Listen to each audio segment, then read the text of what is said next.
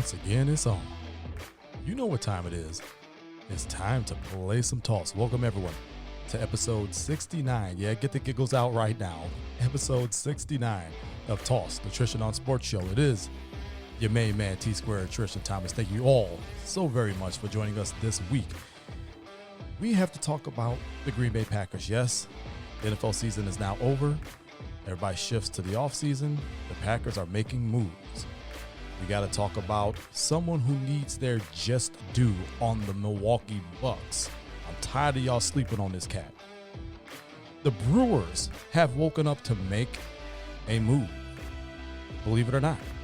And then the tall sweep, we have to talk about the NBA being a disappointment.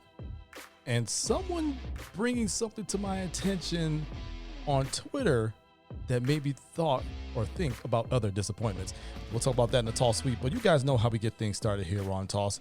We get things started with the state of the state, and let's start off with those Green Bay Packers. We mentioned that they made a move. They actually made a couple of moves. Now let's give credit and congratulations to the Super Bowl champion, Tampa Bay Buccaneers. They defeated the Chiefs. It was not even close. Some shoddy officiating in that game, but whatever. The Packers got beat by the eventual Super Bowl champions. I mean, you could take solace in that, even though it still hurts. So congrats to the Buccaneers. You guys did it. But let's get back to the Green Bay Packers. Aaron Rodgers wins his third NFL MVP. Congratulations to him. I don't think there was any question that he was the best player in all of football this season. Playing some of the best football of his career at age 37. Age 37 being in this game. 16 years, 13 as a starter. Playing at this level, such a high level. Winning his third MVP, it kind of rubs salt in the wound because he had an MVP caliber season and they just could not get past the NFC Championship game. That continues to be their bugaboo. But you don't want to damper that award. He earned it. He made his team better on offense. Incredible season. Just incredible to watch the things that he does. A lot of what he does just gets taken for granted. Some of the throws that he makes look almost routine. They are not routine. There are something that the human body should not be able to do, but he's able to do it. So just an incredible season by Aaron Rodgers, his third NFL MVP. I'm kind of miffed that Davante Adams didn't even get a single vote. It wasn't even really considered for Offensive Player of the Year. Yeah, it went to Derrick Henry, and look, rightfully so, over 2,000 yards rushing. I mean, if not for Aaron Rodgers and the season that he had, he would probably be the NFL MVP. I don't think there's a question about that. But for Davante Adams not to get one single solitary vote for Offensive Player of the Year, like what? Crazy. You get a chance to run it back next year. Like I said, everybody is 0-0 now. Super Bowl is over. You roll into the NFL offseason. Packers are already making moves. First of all, we discussed these moves. That Mike Pettine's contract is not being renewed as defensive coordinator, and Sean Menengo had been fired as special teams coordinator. And the thing is, if you know who your special teams coordinator is, there's a problem. There's a problem. It's really a position. It's really a phase of football that nobody really knows who's coordinating it and what's really going on with it unless it's all going wrong. Enter Ron Zook here.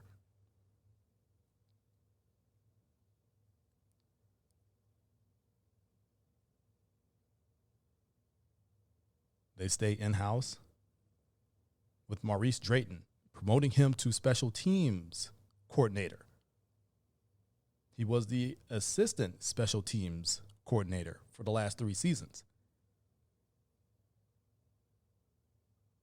You hear the comments from all the players. They seem to really, really like him. They seem to really respect him.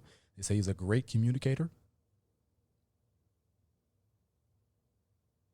He's had ties to the Green Bay Packers in addition to coaching for the last 3 years for them.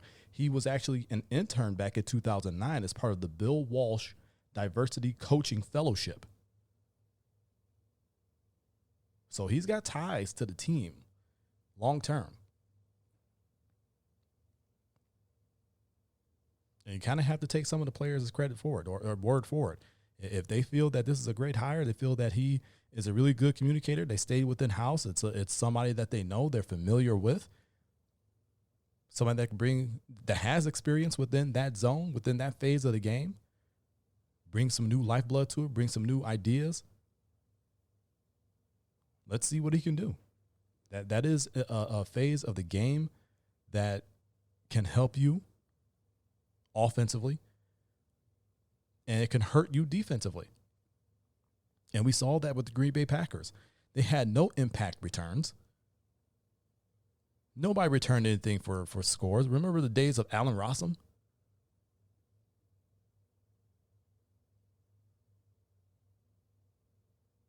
You know, about the last time the Packers special teams was really good. They could put you in short field situations, which are advantageous. But if the defense doesn't do their part, well, now you're putting the defense in a short field situation as opposed to a long field situation, making it easier for your opponents to score. That is why special teams, being as bad as they were, was an absolute problem. They had to make the move they did. Maurice Drayton, now the special teams coordinator. Now let's get to the big one. Defensive coordinator. It's been said, and I've talked to a couple people who are familiar with the thinking, that Matt LaFleur wanted to run Vic Fangio's system.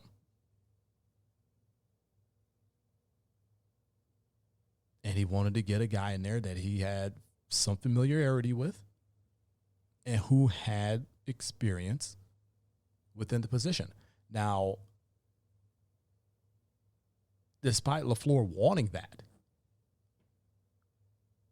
he was really, like, honestly, and I've been told this, the job was really Jim Leonhard's job, the Wisconsin Badgers defensive coordinator. It was his job until he turned it down. This was Jim Leonhard's job until he turned it down. Jim Leonhard's heart was completely at Wisconsin.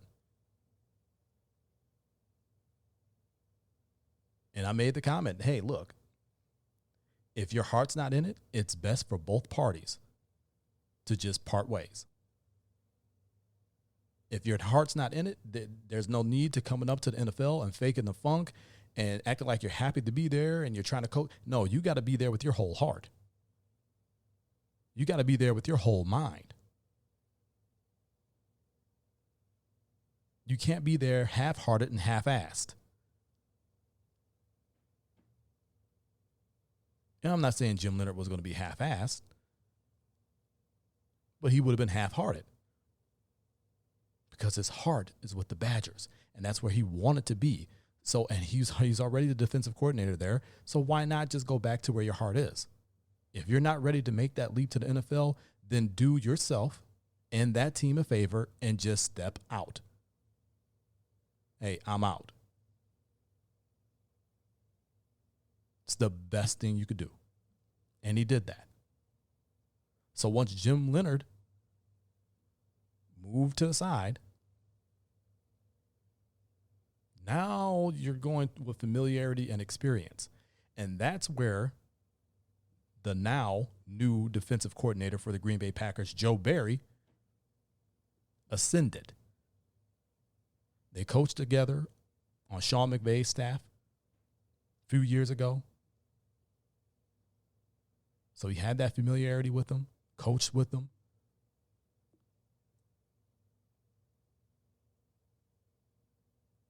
Barry has experience as a defensive coordinator with both Detroit and Washington.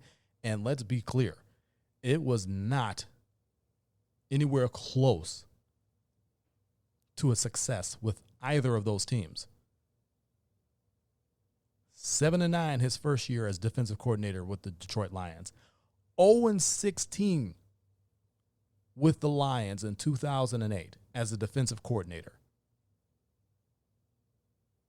Now, I can't completely put that all on Joe Barry. Look at what the Lions franchise has been. The running joke around these parts and around teams that are in the NFC Central, or excuse me, the NFC North. See, I keep doing it. I keep calling it the Central. It hasn't been the Central for a long time. The NFC North. The running joke is it's always about Chicago and their ineptitude, the McCaskies. Now, my brother-in-law from the Chicago area grew up a Bears fan, is still a Bears fan despite living in Wisconsin. And I kept telling them, look, you guys are not going to win anything as long as the McCaskies own that franchise. Massive ineptitude. Well, you take the Bears' ineptitude in the front office and the decisions that they make, and you multiply that a couple of times, and you have the Detroit Lions. Especially in that time frame, they were as inept as inept can get.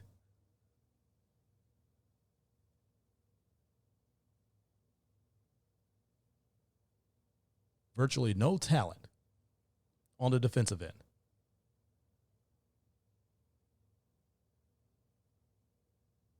But as a coordinator, you got to do something. You can't just go 0-16. And I know Rod Marinelli was the head coach. He was the coach of that ship, the captain of that ship. But you still had a hand in that massive failure.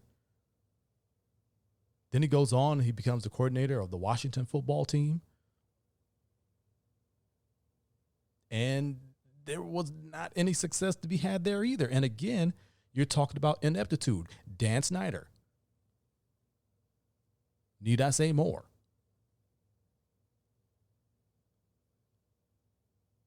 Look at how they messed up RG3's career. Mike Shanahan choosing to play that kid on an injured knee. And it gets injured even further. And on top of that, before that injury, you drafted RG3. The same draft, a couple rounds later, you draft Kirk Cousins. That means you never believed in your first pick to begin with. You want to talk about some major ineptitude. So I said all that to say this. I can't blame Joe Barry completely for the defensive rankings that the defenses that he was the defensive coordinator of had. I can't blame him for being either last in the NFL or next to last in the NFL in defense. But I'll tell you what, there's an eyebrow raised.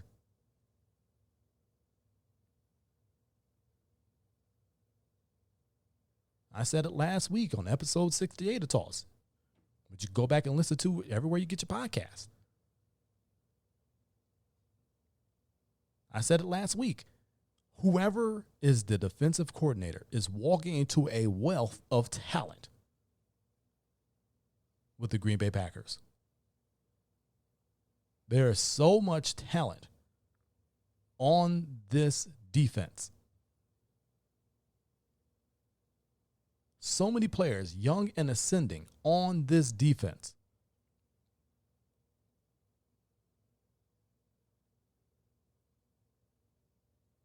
They just need the proper tutelage to kick it up another level because these guys were balling. You talk about 9th overall in total defense. A top 10 defense, and they're getting better. But now you're going to have another system to run, going to have another coach, another philosophy. It's going to be a challenge to learn that, to execute it properly.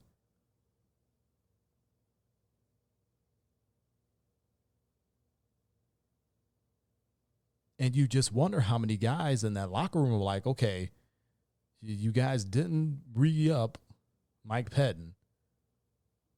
You didn't bring in a guy with proven success like Wade Phillips, who is available.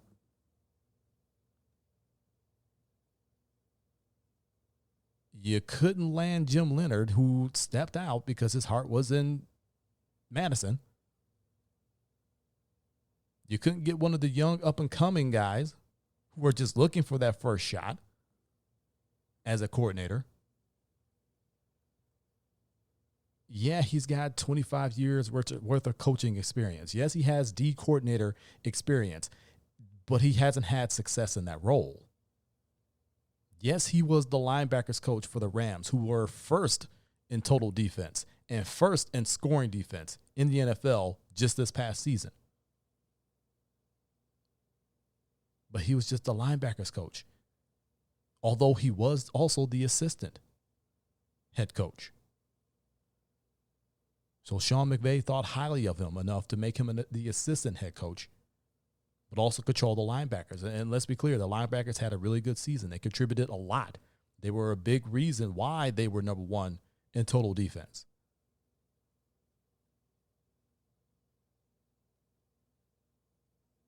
But your track record as a coordinator of a defense is not great. So a lot of guys are going to have their eyebrows kind of raised like, okay, who is this dude? And until they get a chance to talk to him, until they get a chance to dive into that new playbook, get a feel for who he is and what he's trying to do and the positions that he's trying to put these players in, there's going to be some skepticism from players, from fans, all around.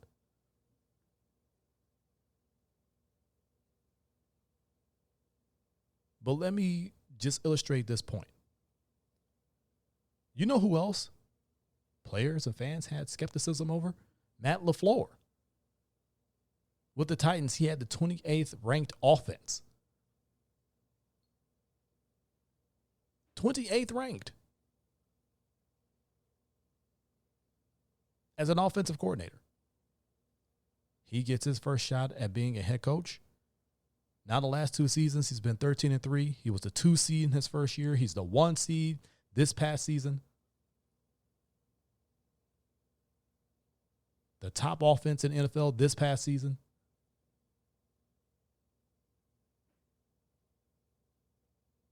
Turned out to be a pretty good move.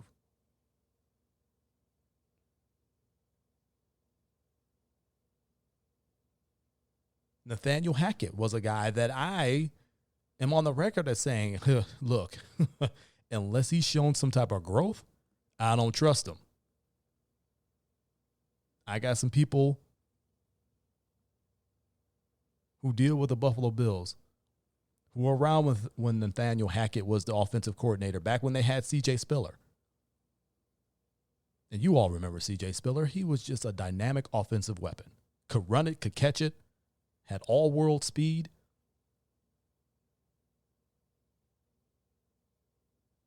Had a multitude of injury problems, but when he was on that field, he was one of the best on the field. And Hackett couldn't hack it. He couldn't figure out how in the hell to use an offensive weapon like C.J. Spiller. So, yeah, I had my reservations. Yeah, I had my questions. But as the offensive coordinator, and yes, we know Matt LaFleur calls a multitude of plays. He calls most of the plays. But Hackett does also call some of the plays.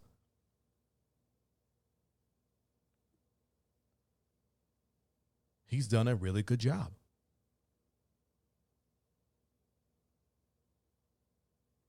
And now you got Joe Barry, who has not had the best track record as a defensive coordinator.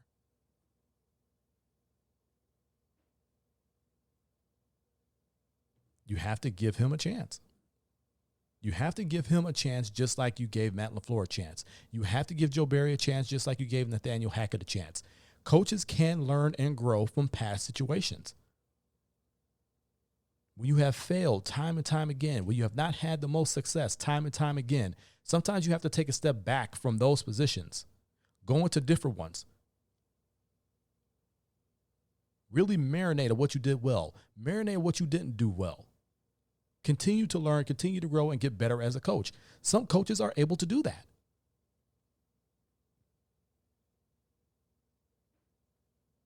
Matt LaFleur has shown that his offense is better than 28th ranked. Definitely helps that you have a future Hall of Fame quarterback on your hands. But overall, the offense has been dynamic. Nathaniel Hackett has shown that, hey, I can get these guys in the best position to be successful as an offensive coordinator. He's learned and he's grown. We have to give Joe Barry that same opportunity.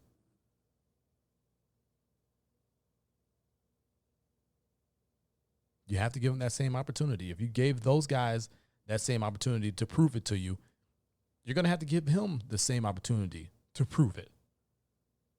And whether you like it or not, he's got that opportunity. The job is his. It's already official. So it's going to be really interesting to see what philosophies he brings. Will he be a true disciple of Vic Fangio? Is it going to be a fringe Fangio system? That Fangio system was really the blueprint to beating the Chiefs, honestly. Because ever since the Chiefs met up with those Broncos and they struggled mightily, they really struggled the rest of the season. Right on through the Super Bowl. So it'll be really interesting to see what Joe Barry brings to the table, but he is the defensive coordinator. Packers are in the offseason. Got a lot of decisions to make, who to sign, who's going to walk. But they're already starting to put the puzzle pieces together. Continuing here on State of the State, here on Toss, let's talk about the Milwaukee Bucks. The 16-8 Milwaukee Bucks after Monday night's victory over the Denver Nuggets, a good Denver Nuggets team with their MVP candidate, Nikola Jokic. Bucks had a 4-0 week last week. Really sound defensively. That offense continues to hum along. This team is starting to get good. They're starting to get good. They're still working on some things. Don't get me wrong. But it's all starting to come together now. So far, 1-0 this week. They're on a season-high 5-game win streak. As I mentioned before, 16-8 overall. I believe they're a game or a half game behind the Philadelphia 76ers for first in the entire Eastern Conference. They're pretty much where we thought they would be. Now, I'm not ready to do a deep dive on them just yet because they're only at 24 games. Once we get a little bit closer to that 30-game threshold, which they'll be close to, and we might end up doing a deep dive on them next week on Toss. We don't know. Depends on what news comes out. Giannis is having an MVP caliber season, but he's not even being spoken about as an MVP candidate. 27 points, 11 boards, 5 assists, a block and a steal per game. I mean, putting up more MVP numbers. But I'm not going to talk about him here. Not this week. Who I want to talk about, who I am absolutely just sick and tired of people sleeping on. Tired of people not giving this man his due. Chris Middleton. Chris Middleton is a guy that back on the days of the legendary Home Court Sports Show with myself and Professor P and Lamont. We'll talk a little bit more about Lamont, my boy Lamont, a little bit later in the Tall Sweep. They used to talk about Chris Middleton. And they weren't quite sold on Chris Middleton being that second guy to Giannis. And this is when Giannis was becoming Giannis. MVP caliber Giannis before he eventually became MVP. And I was always that guy that said, look, when Giannis was not getting that playing time, Chris was that dude. Chris was the man on the team. He was the guy getting the ball clutch situations and coming through. He was the guy that everybody was looking to go and score the basketball, and he did. Let's not poo-poo Chris. The guy's a good player, and he does it on both ends of the court. That's what I kept telling them every week. That's what I kept telling the callers every single week. Here we are, all these years later, and Chris Middleton continues to get better. He's a 2-time All-Star. And people are talking about him like he's the 15th guy off the bench.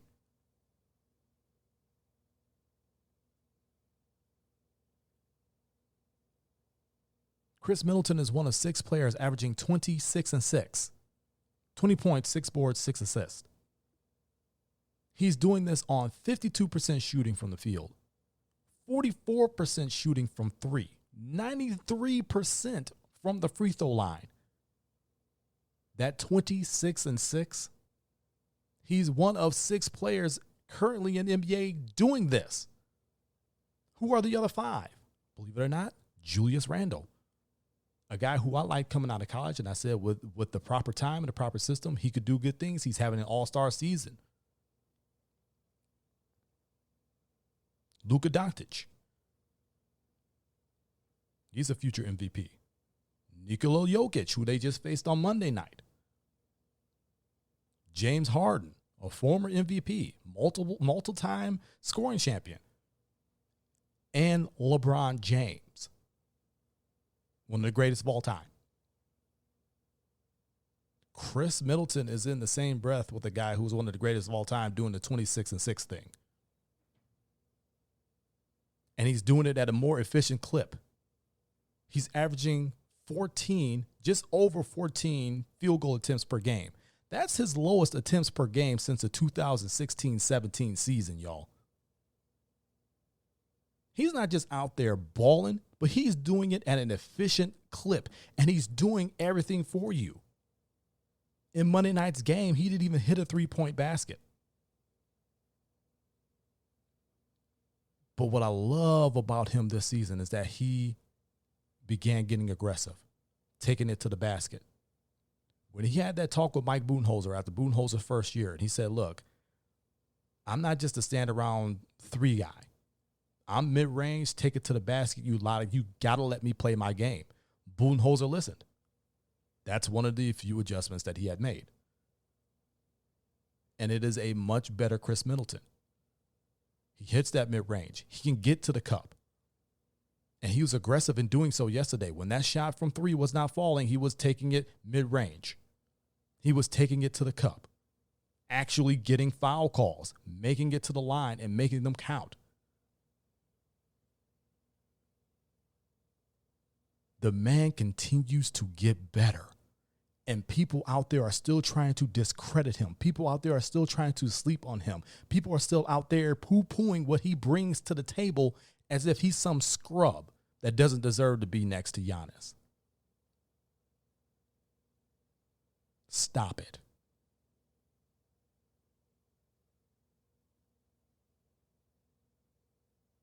You're making yourself sound like fools and look even worse. Give this man his due. He's a multi-time All-Star. He's the right guy to be next to Giannis. They could win championships with him being the number 2. You don't need another superstar. You have an all-star in Chris Middleton next to your MVP. Would it be nice to have another superstar? Of course it would. It's never going to hurt to have another one.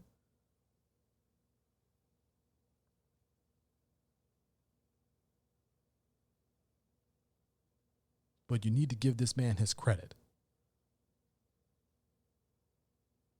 He's been balling out, and he's been doing it very efficiently. And he's been doing more than just scoring. The rebounding, the passing, and the defense. One of the better two-way players in the NBA. Is now becoming one of the more better all-around players in the NBA. And he's doing it with an MVP next to him. Top 3 player in the world. And y'all are still poo-pooing this guy. Like, come on, man. Y'all got to stop with this. Bucks 5-game winning streak. 16-8 overall, within striking distance of the number 1 seed in the Eastern Conference. Things are starting to look good, and Middleton is a big part of that. Let's finish up state of the state with the Milwaukee Brewers. Yes, the Milwaukee Brewers. Now, we have not discussed the Brewers much over the last few weeks here on Toss because they have not been doing jack squat.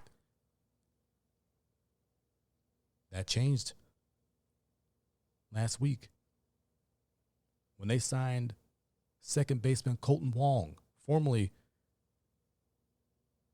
of the St. Louis Cardinals, to a 3-year contract. He will be staying at second base, which means your former second baseman, Keston Hiura, is now moving to first, which President of Baseball Operations David Stearns had already confirmed. He believes that Keston can play at first, that he can do that, he can make that adjustment.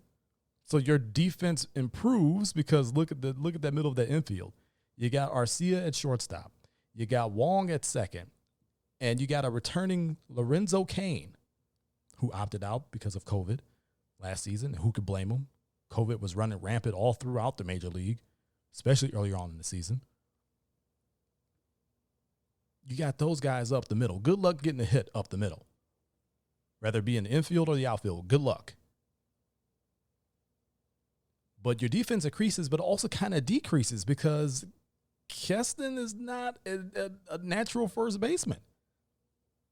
It's a second baseman. Do I believe that he's athletic enough and smart enough to figure out how to play at first? I do believe that. But I don't think it's going to be without its growing pains. So that's going to be something to watch. That's going to be challenging.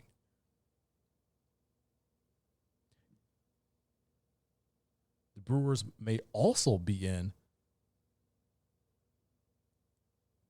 on Justin Turner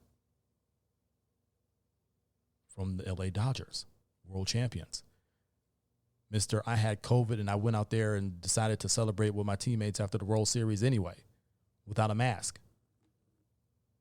That's still crazy to me. But the Brewers may be in on him. He could provide some thump, and he will also solve your third base problem. So they're in on him, which is really, for me, surprising. They're still in on him. Do I think they land him? I think it might. I don't believe they do. But I didn't think that the Brewers would get Lorenzo Cain, and I didn't think they would pull off a trade for Christian Yelich. And they essentially did both of that in the same week. So we've been shocked before. But if you don't get him, what do you do at third? You can't put Ryan Braun back over there. Now, look, Braun what came up as a third baseman.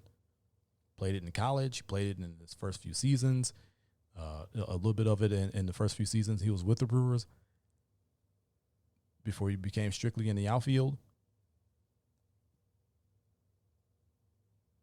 You can't put him at the hot corner. You can't. And if you do, there's going to be problems. But the thing is, you don't even know if he's coming back. Now, I know there's a picture on social media. Brewers equipment going out to Arizona for spring training. Yes, pitchers and catchers are getting ready to report here very soon. It looks like the Major League season will be getting started on time. But in this picture, you could see Braun's name on the bats. You can see his number 8 on the knob of the bat.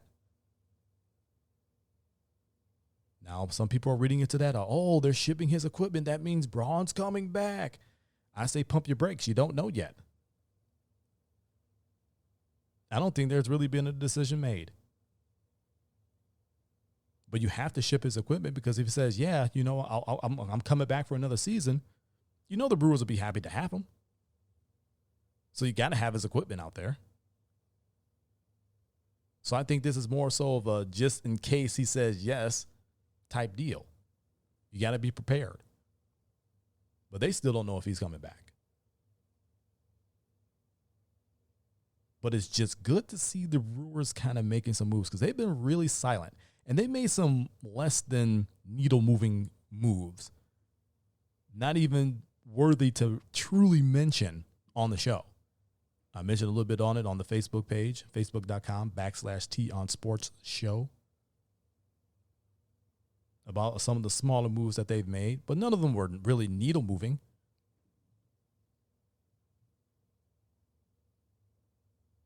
But it's just good to see them making some moves that are a little bit more needle moving. Now, these pieces need to fit together because you still got, as I said before, you have a lot more questions than answers still at this point.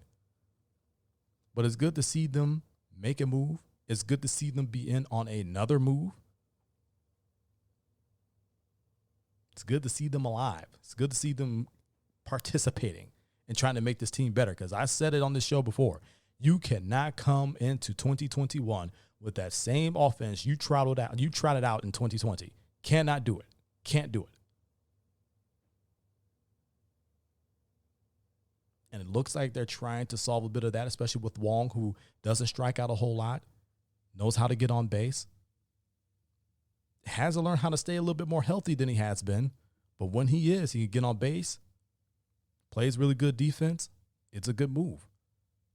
Having to move Keston to first, you have confidence in his ability, but that's a completely foreign position. You have to learn that from scratch. But it's just good to see them participating in the free agency process, trying to improve the team, trying to address some of the deficiencies that they've had. Just good to see them active, period. Show some life. Show that you're actually going to compete. Just really good to see that.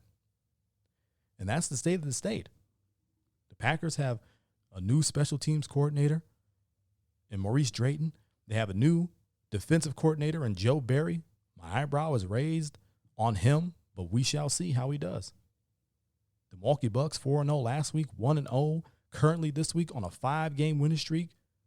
That is a season high, 16-8 overall. Second in the Eastern Conference, not that far out of first. And Chris Middleton is killing it. And the Brewers signed Colton Wong. Put him at second, move Keston here to first. Still have a lot more questions than answers. But they are active and trying to make some moves to improve this team. And that is really, really good to see. Let's move over and run the toss sweep.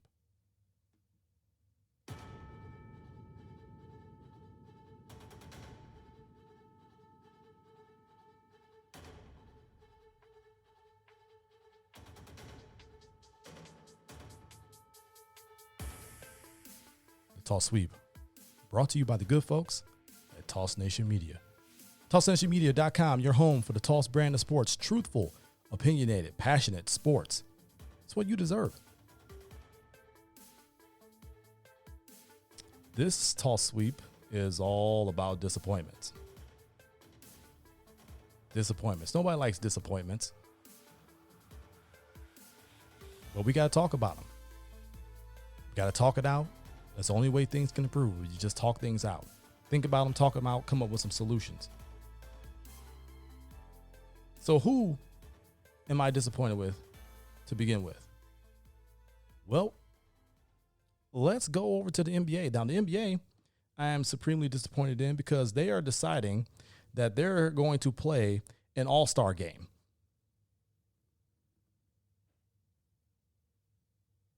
Any other year, I wouldn't be disappointed about that. But you're still in the midst of a pandemic. And you just pulled Kevin Durant out of a ball game, right? Somebody that he was in close contact with had a test, was inconclusive. They gave him another test, came back positive. Durant's in the midst of playing the game. They yank him. Comes back to the bench, sits down. They say, oh, it's a confirmed positive. Now you got to go, which caused him to miss further games. Now, Durant has already missed games this season by being in close contact with someone that tested positive. And with the health and safety protocols in place from the NBA, he had to miss more games because, once again, he was a close contact. Despite him having played in the game,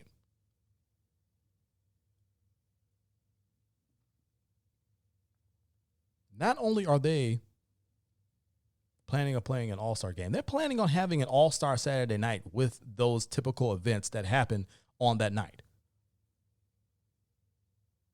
This is not smart, NBA. This is not smart, NBA.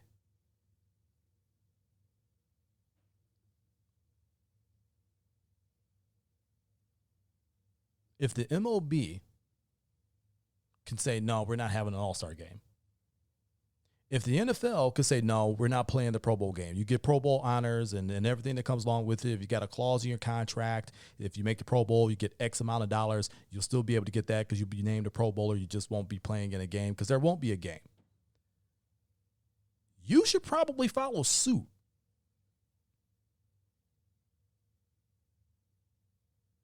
You're having all sorts of COVID problems. You're not in a bubble anymore. You made that decision. We're not going to be in a bubble. We're not going to have multiple bubble sites. We're going to go and we're going to play in arenas. We're going to travel as normal. If you have we're going to make some back-to-backs against teams in one city.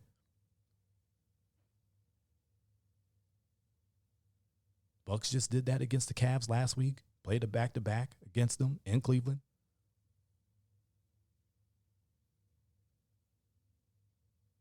If you're doing all that, what makes you think that having an all-star game is a really great idea? Acting as if everything's all normal.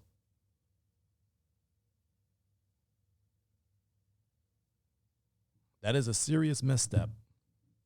And it is something that is seriously disappointing from the NBA. Because they've been leaders on how to handle this stuff.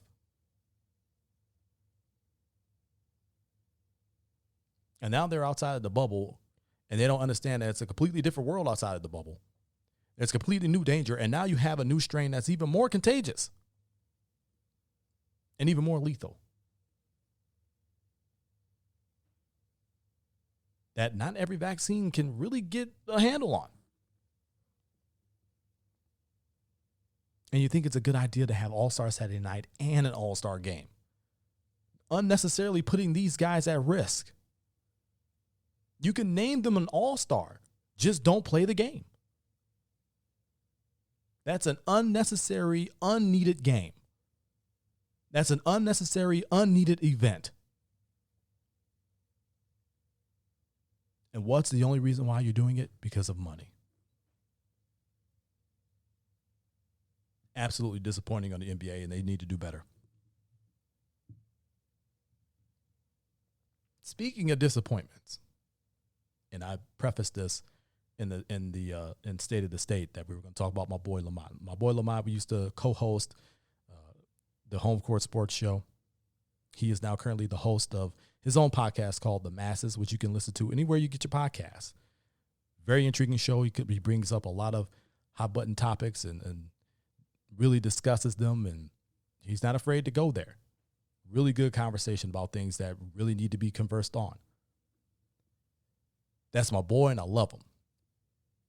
He tweeted out something about the Packers being the most overrated franchise in his lifetime, to which I just told him to stop it, right? And we had a good discussion and points made back and forth. And, I told him, hey, I still got love for you. Hey, I got love for you, TT. And you just dap it up and leave it at that. It's what I enjoy about our conversations, man. We can agree to disagree and leave it at that. There's no animosity or anything like that.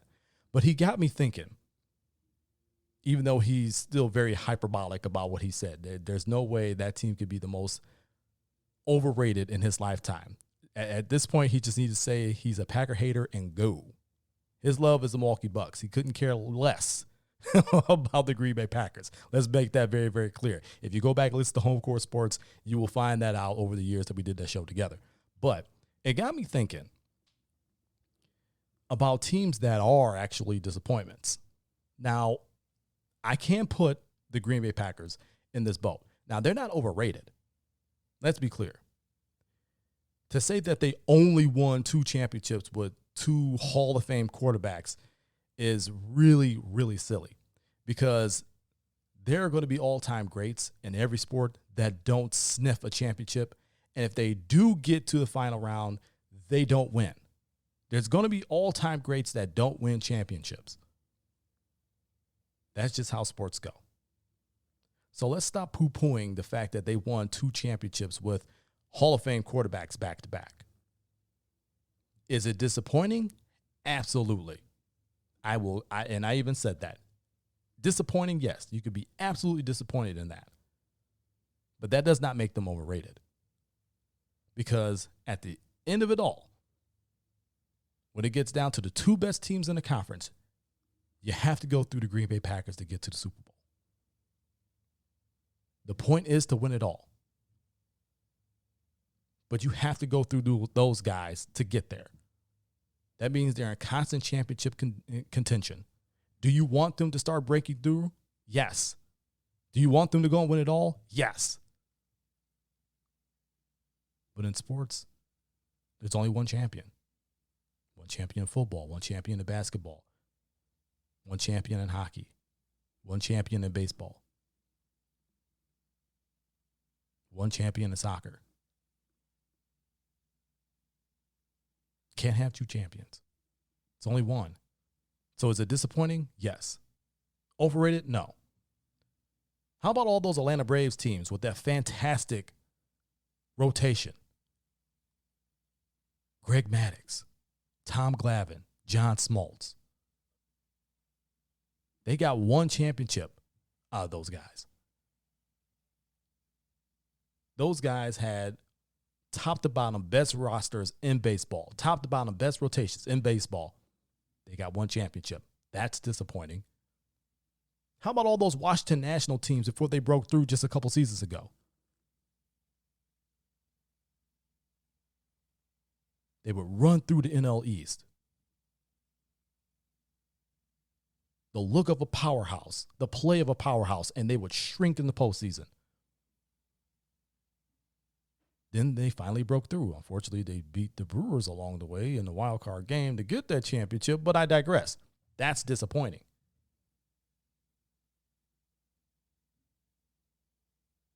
How about if you want to talk about having Hall of Fame players and coming out with X amount of championships? Think about this. The Indianapolis Colts had Peyton Manning and Andrew Luck back-to-back. They got 1 championship out of that. That's disappointing. The San Diego Chargers / LA Chargers now had Drew Brees and Phillip Rivers, 2 future Hall of Famers, and they got 0 championships with those guys. Oh, and by the way, those guys also had the best running back and the best tight end in all of football. LaDainian Tomlinson and Antonio Gates.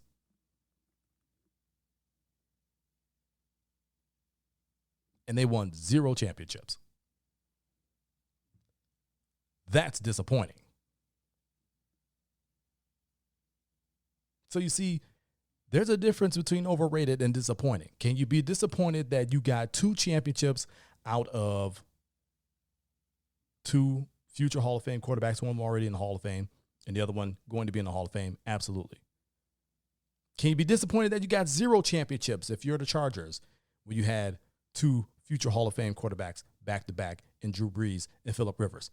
Yes, you can. Can you be disappointed that you got 1 championship out of Peyton Manning and Andrew Luck combined if you're Indianapolis? Yes, you can. The point that I'm making here, people, is there's a difference between overrated and disappointed. You could be disappointed in the end result of your teams and the type and caliber of players that they have. I will never tell you not to be. But understand that there is a difference. And understand that there are other factors that go into it. Don't just troll the troll. Be smarter than that. Well, y'all, that'll do it for me. That was episode 69 of the Toss Tristain on Sports Show. Y'all know where to find me on social media, on Instagram and Twitter, at the20double. That's at the number 2, the number 0, and the word double. Facebook.com/T on Sports Show. That's TON Sports Show. Toss Facebook page. To talk a lot of that we don't get a chance to touch on the show on that page. TossNationMedia.com, your home for the Toss brand of sports. Truthful, opinionated, passionate sports. It is what you deserve. But as I said before, it's time for me to get on up out of here. It's T Squared, Tristan Thomas, reminding all of you to keep it moving forward. Always forward. Forward always. Happy Black History Month. Until next week, so long from Toss.